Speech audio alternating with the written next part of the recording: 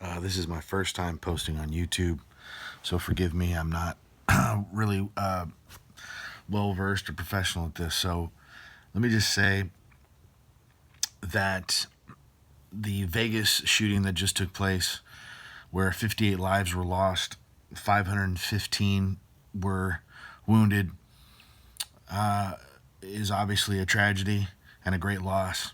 Our hearts are hurting. Our prayers and thoughts are with those in Vegas today.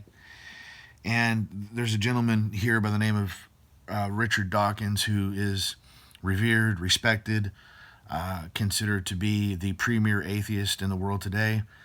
Obviously, does speak quite a bit on the fact that as we evolve as human beings and we elevate in our intelligence, and as we evolve and grow and expand beyond all of these quote unquote how should we say evolutionary faux pas, such as belief in religion and God, that will become more civilized, X, Y, and Z, yada yada yada. And suffice it to say that one would look to this gentleman for some kind of response that would be measured and address, obviously, this terrible situation in such a way that we would look to that and somehow derive maybe some comfort, maybe some encouragement, whatever. When you think of the fact that this man is probably one of the most intelligent individuals on the planet as far as his degrees, and he's written many books. He's famous for the book The God Delusion. He's an evolutionary biologist. I believe it's molecular biologist or microbiologist. Well respected. And so interestingly enough, his response to this tragedy today is this, and it's here. Darn tootin', great shootin', cool dude certain his Second Amendment rights. Hell yeah, every country has its psychopaths. In US, they have guns. Now, I don't know how that strikes you, but I'm sure that many of you revere this individual, look up to this individual, respect this individual. I want to say clear and to the point today that that statement is not worthy of respect. It is not worthy of. It's not worthy to necessarily be revered or repeated.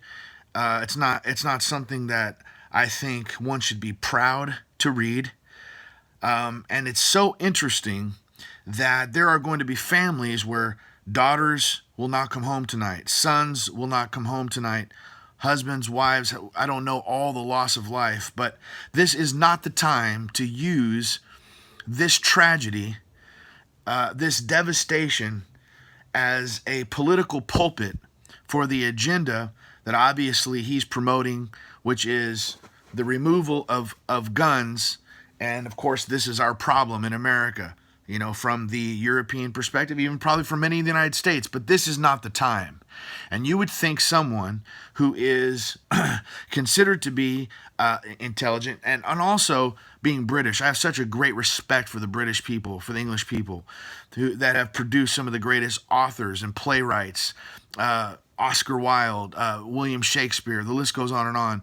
This country, through words, has had the ability to elevate societies and cultures and cause us to want to learn more and be better, speak better, write better, communicate better, because the power of words can change lives. And this man chooses to mock those people in my country, in our southern states that have this southern accent, as you could see here, how he says certain instead of asserting, certain his Second Amendment instead of amendment, rights instead of rights. So he's mocking our southern people, and of course the fact that they're in this part of the country, obviously, quote unquote, they love their guns. And so this is a time to make a sarcastic statement. Now, some of you are going to say, no, see, he's a pioneer. He's really putting himself out there to make his, cause people to get upset, but maybe it'll shift and change things. Listen, now, this isn't the time for you to share your little agenda. We're talking about lives lost. Maybe you could be compassionate. Maybe you can use the intelligence and wit and take the English language that you're a master of and be able to elevate in this time, to heal in this time, maybe even to educate, but not in this sarcastic way. England has had their share of terrorist attacks. And how would it be if someone here tweeted as sarcastically as he has in a time of great loss? I find it disrespectful. I find it unseemly and infuriating. That's a great word. And so if you feel the way I do, I would encourage you to tweet this man, not in a disrespectful way.